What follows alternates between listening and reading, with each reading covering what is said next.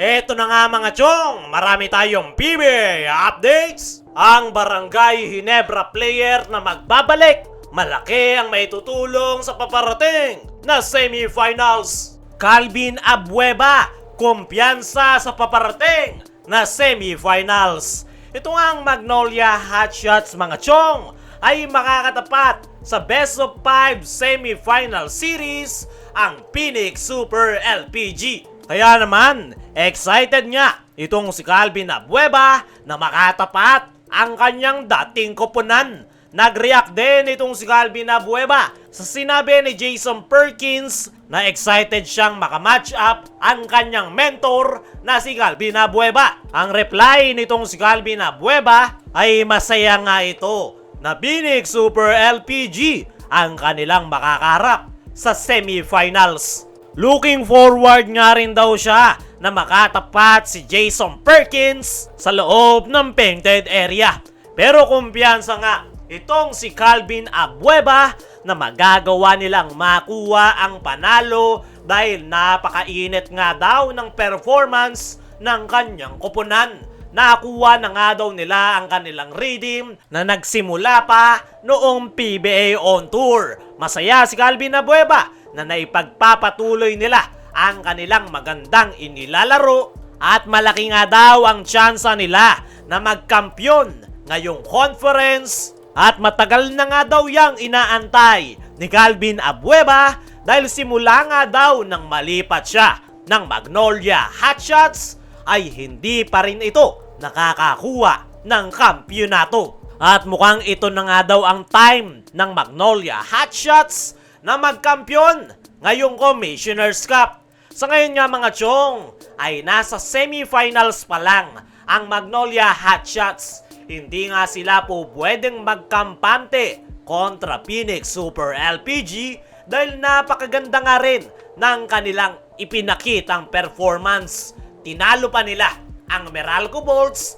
na palaging naglalaglag sa Magnolia Hotshots tuwing semifinals. At tignan natin this time kung magagawang makapag-advance na Magnolia Hotshots ngayong Phoenix Super LPG ang kanilang kaharap sa semis. Dumako naman tayo dito sa kabilang balita. Ang Barangay Ginebra player na magbabalik, malaki ang maitutulong sa paparating na semifinals. Ito nga ang Barangay Ginebra mga chong ay todo na ang paghahandang ginagawa dahil hindi nga biro ang kanilang makakatapat na koponan na San Miguel Beermen. At alam nga ng lahat, lalo na ni Coach Tim Cone, na ang Barangay Ginebra ang underdog sa paparating na Best of 5 semis. Ang pinaka-pinoproblema nga ni Coach Tim ay itong si Junmar Fajardo, lalong-lalo na si Benny Boatwright. Dahil kapag na-limit nga raw nila si Junmar Fajardo ay meron pang Benny Boatwright na sakit sa ulo. Kaya naman, meron ngang magbabalik na player, si Coach Tim Cone, na malaki ang may tutulong sa paparating na semis kontra San Miguel Beermen. At yan nga ay walang iba kundi itong kanilang forward na si Aljon Mariano. Ayon nga sa mga source, ay malaki daw ang tsansa na i-activate na ni Coach Tim Cone itong si Aljon Mariano dahil okay naman na at nakarecover na ito sa kanyang foot injury. Kung matatandaan nyo nga mga chong na inilagay ng Ginebra Management itong si Aljon Mariano sa unrestricted free agency with rights to salary. Merong ang gentleman's agreement ang Ginebra at si Aljon Mariano na hindi ito pipirma ng kahit anong kupunan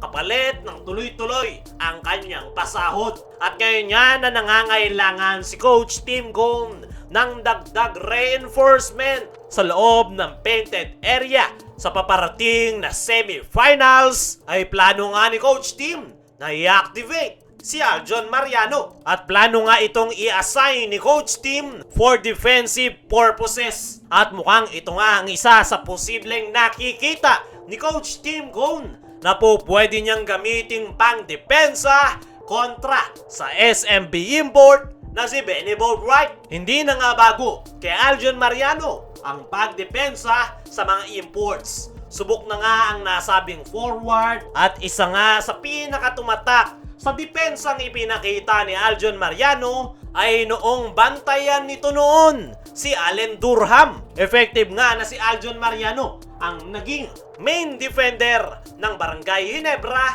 sa nasabing Meralco import. At hindi nga malabong magawa rin niya yan kontra naman sa SMB import na si Benny Boatwright. Panigurado, marami ang magsasabi na hindi kakayanin ni Aljon Mariano na bantayan ang nasabing SMB import. Pero hindi naman kinakailangan ni Aljon Mariano na siya lang ang babantay kay Benny Boatwright. Paniguradong may mga defensive schemes si Coach Tim Cone na magpapalitan para depensahan ang nasabing import. At paniguradong isa dyan si Aljon Mariano. O pwede ngang magpalitan dyan si Japet Aguilar, Jamie Malonzo at Aljon Mariano. Iba't ibang klaseng depensa lang ang ipapakita ng Ginebra kontra kay Benny Boatwright. At paniguradong masisira at mapapagod ang nasabing import. Para sa akin mga chong ay malaki ang tiwala ko kay Coach Tim Cone